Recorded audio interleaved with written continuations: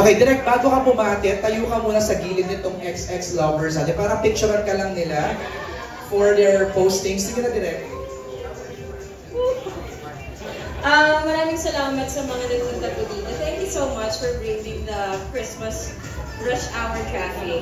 We appreciate your presence from the press to our friends and to the fans of Marvin and Jolina. Thank you po. Thank you, direct. Direct, you wanna sit down? Talaga ba? Okay. So, direct, recap lang muna tayo, no? Direct, stay here in the middle, please. Recap lang tayo. Kamusta ang 2024 for Project 8?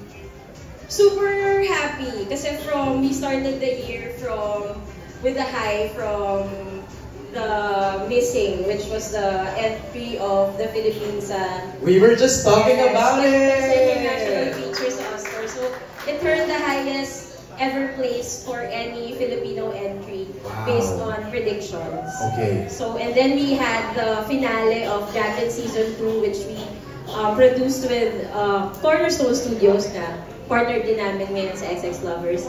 And then we did Conobasio, our Cinemalaya entry, which won 3 awards in Cinemalaya, including Best Actress for Gabby Padilla. Nakasama namin sa Uninvited. So, Uninvited, nag-promote, December 25 po, one of the entries to the Metro Manila Film Festival 2024.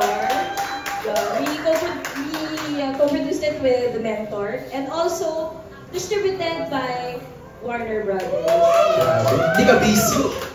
Tapos yung Sunshine had our world premiere sa Toronto International Film Festival. Yay! And soon in Palm Springs. And in Palm Springs. And we have one more major international film festival na i-announce namin soon. So, I'm happy. Thank you guys. Grabe. Pero direct, itong XX Lovers, ang sabi sa akin, baby mo daw to. Sabi ba yan? Hindi, baby namin. Kasi ang tagal na nito. Parang 2018 pa, before pandemic pa, na nag-start kami mag-pitch kay Marvin and Jolina. But before, hindi pa siya rom-com na rom-com. Parang may pagka-sexy, gano'n. Really? Oo, tapos parang tapos hindi nagtatampo yung mga schedule, ganyan. Tapos finally, yun. Feeling ko, yung tamang timing talaga. Yun. Pero was it XX Lovers right from the very beginning? It wasn't XX Lovers from the beginning. Kasi it was a completely different story. Oh, na-develop through the years. True. And we are here. Now, marami nakamiss sa Marvin and Jolina tandem. Ikaw ba, fan ka rin ng Marjo? Yes. Actually, nung sumigat yung Marjo, sanggol pa lang ako. Wow! Hindi. Sobrang nakakamiss yung Marvin and Jolina. Kasi sila yun yung era ng gimmick na parang Judy Ann, Pio? Ay, no, hindi ko yan.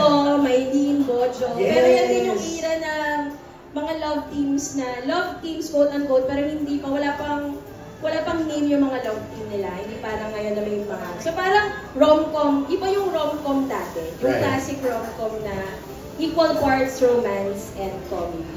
Since you said na iba yung rom-com dati, is that what we're bringing here sa XX Lovers? Yes, actually, dahil din iba, feeling ko, si Marvin and Jolina, meron silang unique brand of rom-com.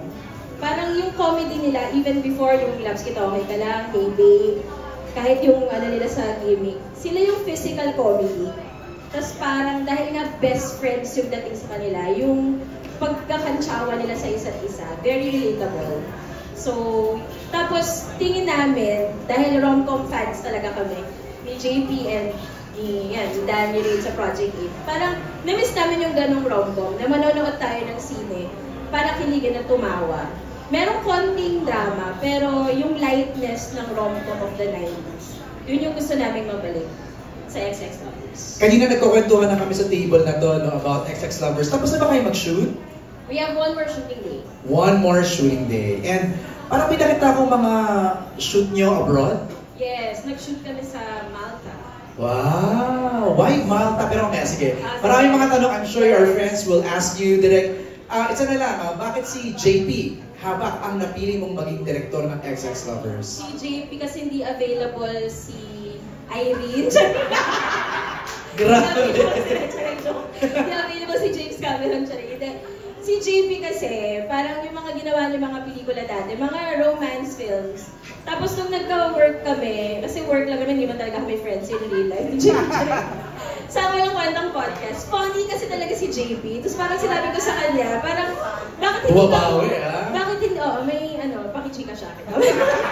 Kasi bakit hindi ka gumawa ng isang pelikula, ng isang rom-com na malalabas mo yung tunay na ikaw? Totoo ba? Totoo, kasi nga funny person siya. So, kaya nung nag-usap kami lagi bago niya i-start ko, yung mga eksena talaga, funny. Okay. Minsan nga kailangan mo sabihin, wala nang oras Pero yun, feeling ko lumabas, kung napanood yung teaser, lumabas sa teaser kung gaano namin na-enjoy yung paggawa. Kasi ito walang etchos, si Marvin at Jolina, sobrang gaan nila katrabaho.